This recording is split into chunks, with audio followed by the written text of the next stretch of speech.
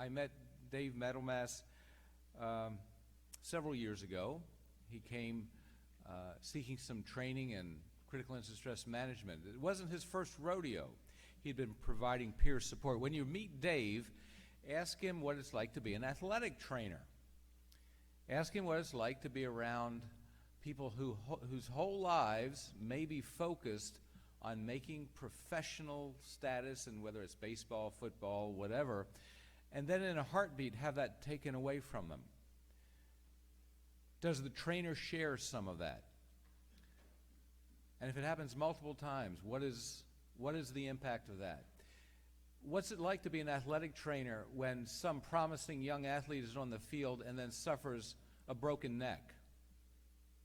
What is it like to be around some gifted athlete and watch them die on the athletic field? What is the burden that carries with that particular incident? Dave is a professor of athletic training at Montclair State University in New Jersey, received his doctorate from Rutgers.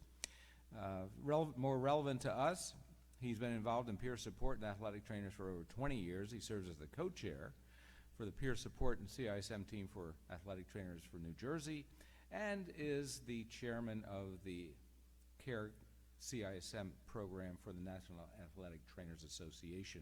He's an ICISM instructor. He's a gifted clinician, and he's a great academic and presenter. So help me welcome Dr. David Middlemas.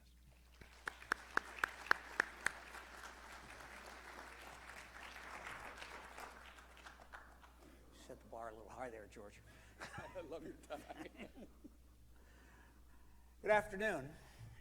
The biggest critical incident in my career is when I have to have the last presentation right before the lunch break, because it creates stress in people if you run late. So I got the clock right in front of me. I got to watch it. Let me explain what athletic trainers are to those people who are less familiar with them, because the name of the profession doesn't really imply our educational level or what we do. So ATs are healthcare providers or healthcare professionals who work under the supervision of a physician to provide emergency care, prevention, diagnosis, injury treatment, rehabilitation, medical follow-up, supervision of return to play, and pretty much deal with the entire healthcare profile of an individual participating in physical activity. The practice of athletic training does not just take place in the traditional academic venue. Within the last 10 years or so, we've found that the skills, the medical knowledge, the skills, the treatment options, and the philosophy of providing care to active people has been useful in the military, police and fire services. There are a number of professional police and fire departments who have put athletic trainers on staff for preparation and condition and injury reduction, as well as follow-up care, industrial, clinical, corporate, et cetera. So we're seeing this profession have an impact. So athletic trainers are healthcare. It's something that, because of the name of what we do, people don't always understand. Athletic trainers are licensed or registered as medical providers like anybody else, physical therapist, nurse, physician, in 48 states. Hawaii has an exemption from that, and California is in the process of getting their licensing act passed. All right. So what do? We provide health care. Now, on a normal daily basis, we set things up. The stuff that you see on television, the stuff that you see when somebody gets hurt and the man or the woman runs out, maybe 2 or 3 people, and they kneel down and it looks like they're like asking questions and pulling on body parts and stuff, that's probably an athletic trainer. In fact, it usually is. In Canada, they're called athletic therapists. Sometimes when you go to other countries on other continents, they'll refer to the people that do that work as physios. But the work is basically medical in its nature. Sometimes a day doesn't really go well. Devastating injuries happen. Now, I'm not just talking about the actual, the sprained ankle or the sore wrist or the tendonitis in your shoulder. I'm talking about things like Kevin Ware's broken tibia with the bone sticking out. I'm talking about 2 and 3 athletes injured on the same play. I mean, take American football. We send people out and we have them intentionally run into each other between 2.5 and 4 hours in an afternoon for practice, and then we send them either Friday night, Saturday, or Sunday, and we have them intentionally run into each other or fling themselves at each other for a couple of hours for our entertainment. Okay? Stuff doesn't always go the way you want it to go. Murphy is alive and well. Okay? And sometimes young people die. And the first person there dealing with somebody's kid is the athletic trainer.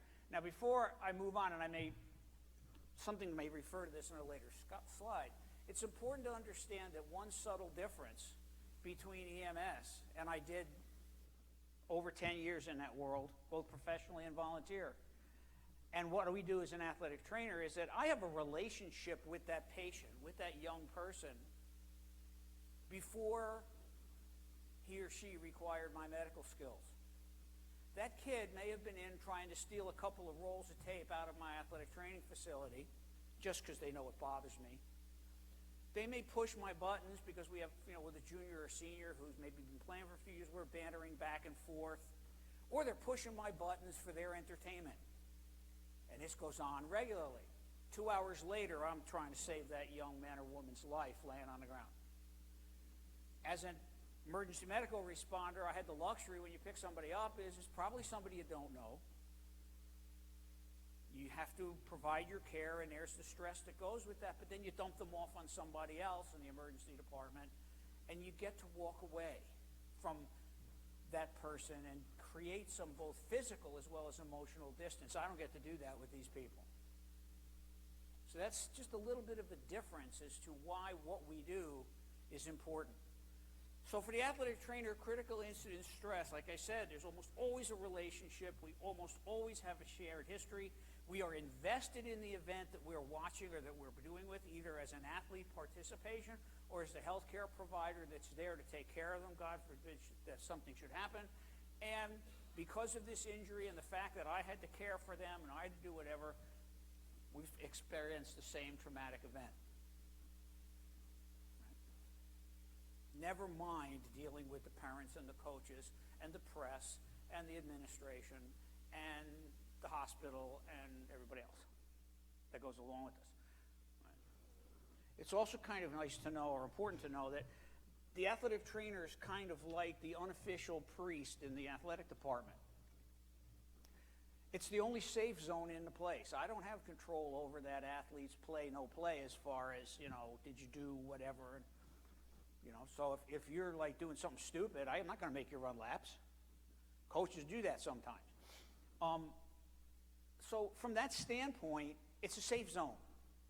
I know who's dating who's saying who hates what teacher, who thinks their coach is unfair, whatever else. So a critical incident or traumatic event to a high school kid might be the wrong person asked me to the prom, or no one asked me to the prom, or I got cut from my team. That's perspective and age and experience. I don't care who asked you to the prom. So to me, that's not a critical incident. But you come talk to me about it. The skills that I've learned through assisting individuals in crisis and crisis intervention have helped me to have perspective and deal with people and remember that the critical incident is theirs, not mine. So that's kind of important. So what do? We created a program which has been in existence for about 3 years, and we call it ATs Care, Athletic Trainers Care. We care about each other right now, because who rescues the rescuer? So we provide CISM education, training, continuing professional education for our peers. We have a program that we're putting together for athletic training students in professional programs, as well as provide critical incident support services across the country. The National Core Committee, of which George has agreed to be our clinical director, and George has seen some of the differences in that population from what we normally see in the field of CISM, consists of a committee of about 14 people, all of whom are trained and all of whom are finishing their training as instructors this summer, to provide support and resources as we get critical incident stress management teams, or ATs Care teams, formed that are accessible to every state in the country. This is our mission. We help athletic trainers and students, regardless of whether or not they are members of the professional association.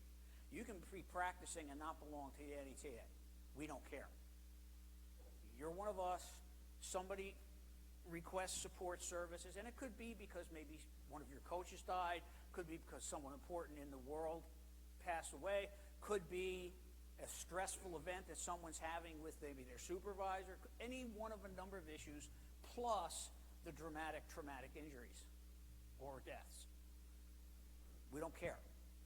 We are putting together and have put together this program that now serves all 50 states, all of our 10 districts of the NATA, and we have provided interventions in China and supported the Humboldt, the sports medicine people after the Humboldt bus crash. Okay? Why did we do this? There was nothing. A lot of times people get up and they say, well, how did you get into this? I'll tell you how I got into this. About 1992 or so, I was supervising a bunch of other younger athletic trainers who were providing medical services to high school athletic programs around the area in New Jersey I was. We had about 24 athletic trainers in 22 high schools. One afternoon, two of these schools were playing each other in a softball game. It was a tournament, county tournament, but I don't know, one of those postseason things. So both athletic trainers were there because it was a tournament game.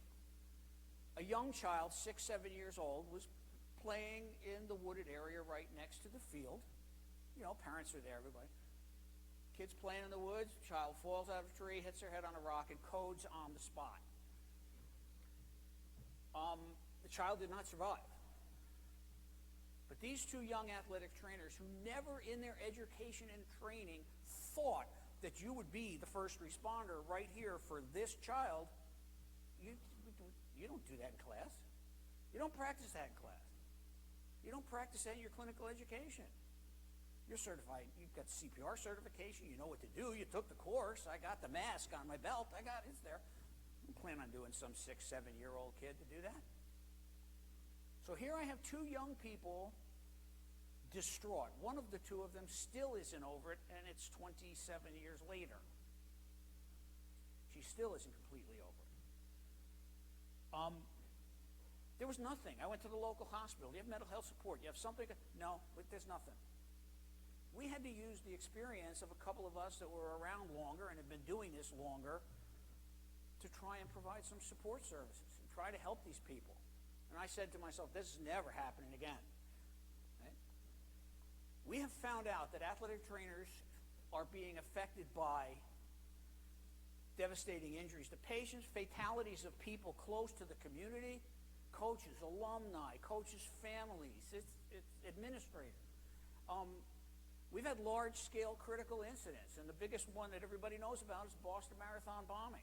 Many of the people that were providing care and transportation to people at the finish line of the Boston Marathon were athletic trainers and athletic training students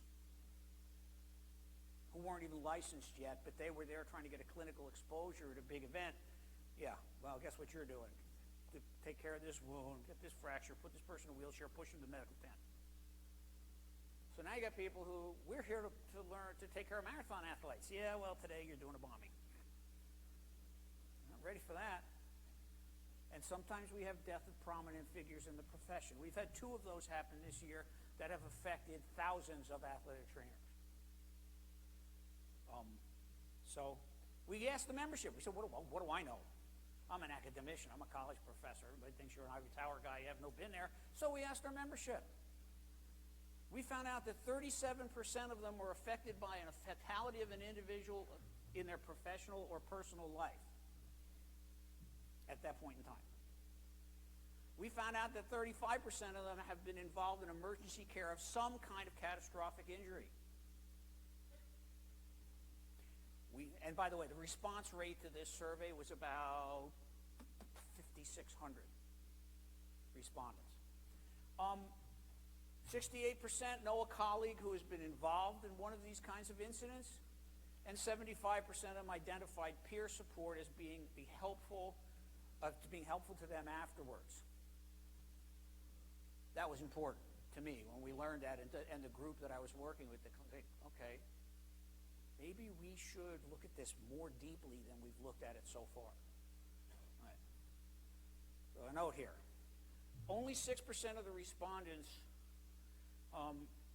were trained in crisis intervention at that time through any of the avenues we could find, whether it be ICISF, MHA, Red Cross, whomever, 6%. Okay? But 57.4% saw themselves as being average or above average in their ability to deal with it. Or as Lucy Van Pelt once said, no greater harm was done than by someone who thought that they were doing the right thing. So we got people who think they're good at dealing with this who have absolutely no training in doing it. Oops. 93% of the people who responded were interested in getting training. Plus, this is going to look familiar to those of you that took like some of the group and individual training. Okay. What is the athletic trainer like in an athletic world or in the medical world in midst of an athletic department? We're the only ones probably in a department who have to hold a professional license in a medically related field. No one else has to do that.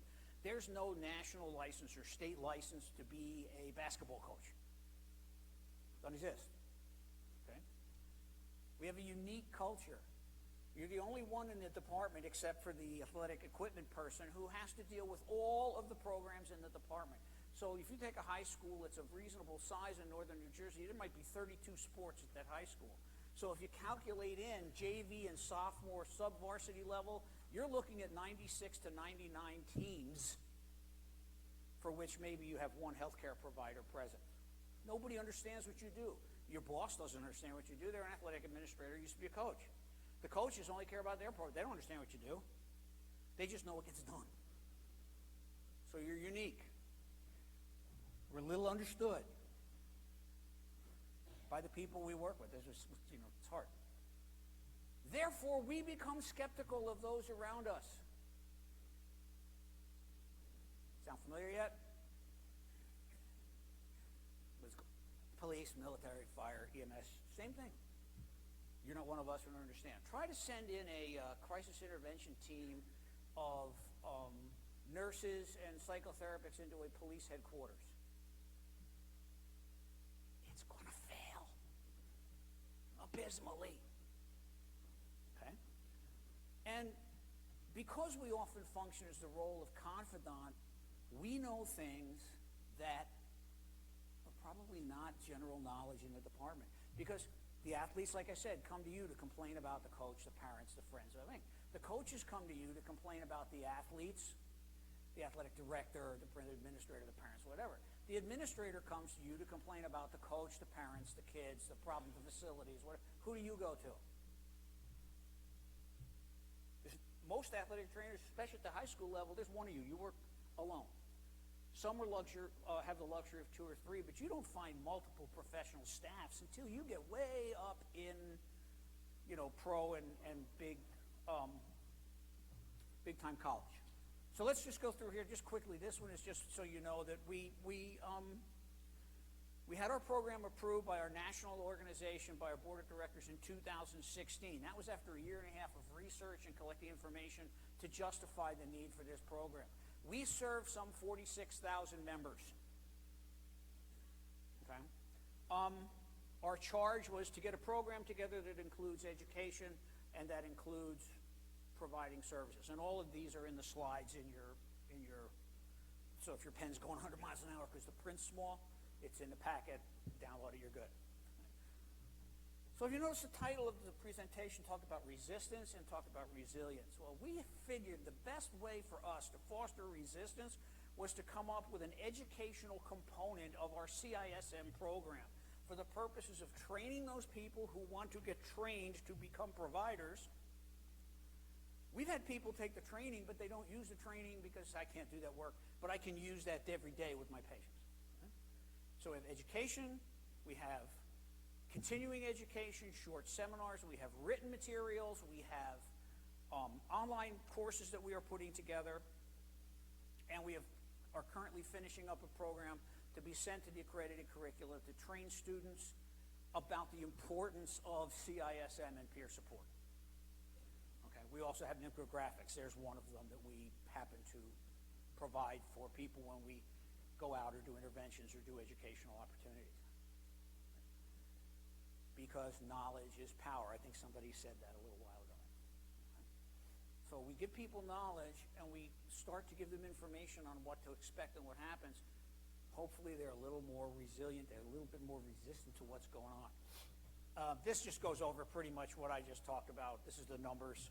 If you look at the numbers, and I'm not going to look at it in big depth, but we see that these are, people that perceive their expertise. So if you're right brain and like pictures, there you go. 393 of our respondents said that they have some form of training. I kind of told you that because we did a comparison study in 2018, and we have noticed that we have had a 5% increase in number of our members trained since 2016. So the interest is there. A lot of the program is available. People have taken advantage of it, and we have a really pretty solid program across the country. Of our respondents, 2,000 plus have indicated that they're interested in being trained. We think that's amazing, that people want to give back. But like many other professions, we're fixers. We have a motto that goes back many years. If it can't be fixed with tape, it can't be fixed. So that's the mindset, the personality that goes along here. Okay, so these people want to be involved, so they did. So they've indicated an interest, and we responded to that by getting people trained as instructors, by building a program, and by investing the money to fly instructors around the country so that we can get some courses for athletic training sports medicine professionals taught by athletic training sports medicine professionals. Not because we're any better at it than anybody else, but I can speak the language. I can speak some EMS and firematics because I did that. I don't speak police language very well. So I would want a police officer helping me teach that class if I was there doing that. Okay? So are we effective? Well, do we have enough trained, qualified people, and are more ATs being trained? And we can say yes, and there is a demand for training, so yes. So from that side, yeah, we're effective. We're making a difference in this population. In a 2-year period, we have run over 50 classes across the country. Okay? We have trained 2,760 athletic trainers so that we have someone available to provide support services in all 50 states. Our national committee members, our national commission members are trained in advanced group assisting individuals, and they will be trained as individual instructors by the end of July so that we can then continue the support of instruction across the country. What about resilience? This happens to be a picture of a young lady athletic trainer who used a defibrillator on one of her athletes and saved the athlete's life. Fortunately, someone who lived close to her is someone who had been trained as a member of our national team. He's a district representative there and got in touch and spent some time with her. So how does this work? Okay. People have to let us know there's a problem. How do we find out? You can go to the website. I'll show you the web page at the end quickly. What I'll show you is not live, but I'll show you what it looks like. So we have the ability to contact our national office online, and when you do that and you fill out a form, that form gets distributed to the district representative, who then sends it to the state team or the local team. So we have a chain of information. We have a telephone number that people can call. We get stuff by text. We get stuff by email. We have a number of Google alerts set up to identify athletic trauma, athletic problems, deaths in sport. We have a bunch of them. So we find out a lot of stuff through the media and through Google. What's different than the traditional CISM response, though, is that we may reach out with an email or a text because our membership isn't as familiar with what peer support is all about as your community of EMS, fire, and police are. We haven't been doing it as long. So we reach out. We're here. This is what we have to provide. Here's how to get in touch. someone will make a follow-up phone call, and unless somebody writes back and says, I'm good, I've got this under control, I have people to talk to. Okay, fine. But we let them know. Right? A colleague can tell us. That's how we find out. Right? So, if you want to know how that works for us, here's a picture on the left is a picture for your right brain people. On the right, there's a table for the left brain of us. Okay? So, notice that 140 of our requests for some kind of intervention or service were self-initiated. I find that personally to be a very interesting number. You would think that in a profession that's, about helping people, and a profession that's about, being ready immediately, 140 of that number of respondents, which is significantly higher than anybody else, contacted us themselves and said, hey, can I get somebody to talk to? Or they contacted us at a convention or a meeting or a seminar. Okay? Just some stuff to talk about effectiveness. Are we making a difference? Are we getting to people to foster resilience, to foster them coming back?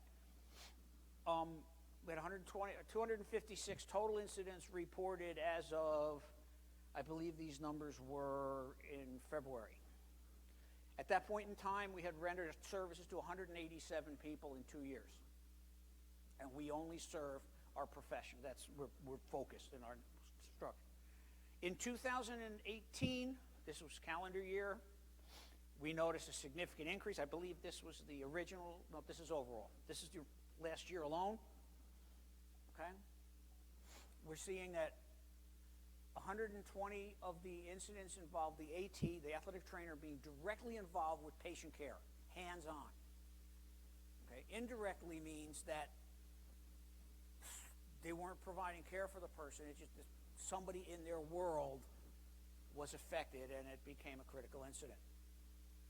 So we're close enough to say we're almost 50-50 or 60-40, with 40% being that the athletic trainers are directly impacted because of the care that they are providing to the patients that they serve. Okay. I think this is the fatality slide. I should have put it. But I'm sorry. This is the critical incident slide. 89% of them are athletically related. What we mean by non-athletic related are everything from automobile accidents to athletes being found in their dorm room who had died overnight, to auto crashes, to suicide, to gunshots, to we hear about it. Including things like coaches and officials having cardiac arrest and dying on the sidelines of a game or something while it's going on. Okay. 2018, 170 fatalities. This is in the world of athletics. So what happens next? Okay. They make all this contact. Okay. Are they informed? Are they figuring this out? Do they know how to use the system, and does it help? Okay. For those that maybe the prints in the comic's too small, it says, we have run out of lab rats, Henderson. Put on this coat and come with us. Or put on this hat and come with us. Okay. We went back in the membership and asked. We wanted to see if we make a difference. Why spend the money we're spending? The National Athletic Trainers Association has invested almost $300,000 in this program since 2016. Okay? This is their demographic for the numbers people.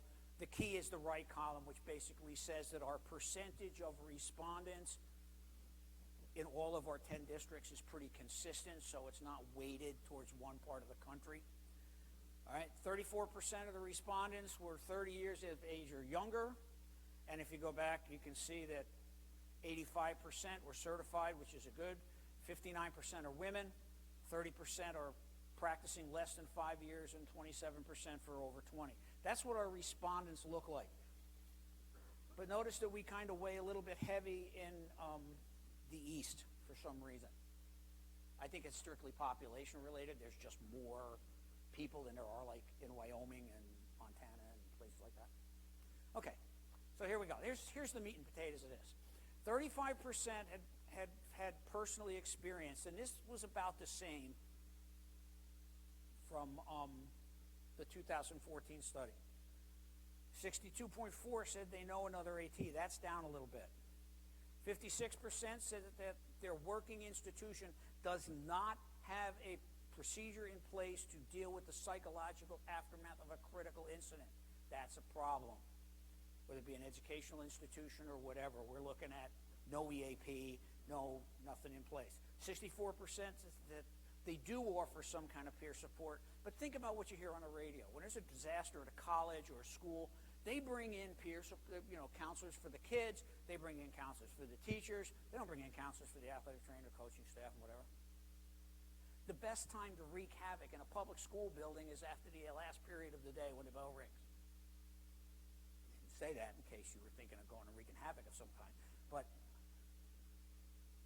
teachers go home, administrators go home, school nurse goes home, school resource officer goes home. So who's there? Few custodians, the coaches who are focused on their sport, and a few hundred kids, and the doors are all open. So if you want to, be obnoxious and be disruptive, why go and fight the locked doors? But yet that's the time of the day when the security measures in money post public school districts are the weakest. So something to think about. This one, I think, reinforces what we all do. And I think if you took this survey question and asked it in any one of our disciplines, the most helpful service identified by the members was peer support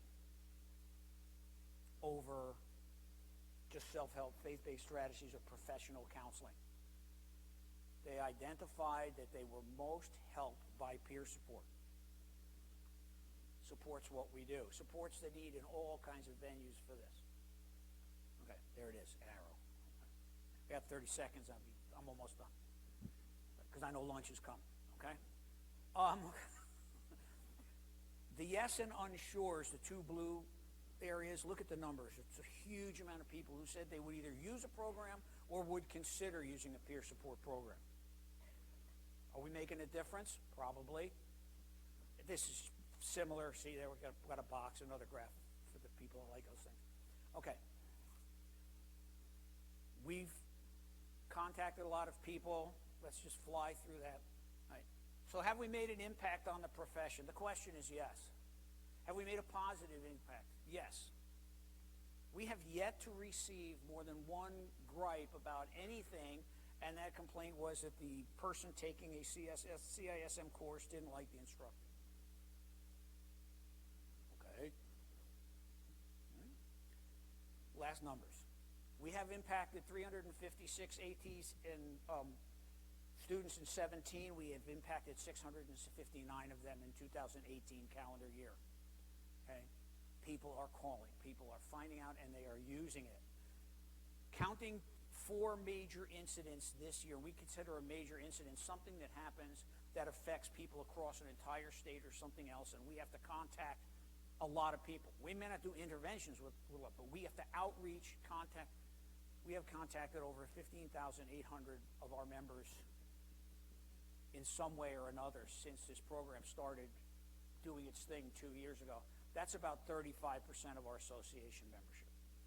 Okay. That's the mass response protocol. Here's what our website looks like. You'll see in the bottom there's a little blue box there which kind of got cut off because the rest of the website looks like that. The Contact ATs button, you click on that, it goes to a form that you can notify us and we can get to you. And that should do it. Thank you very much for your time.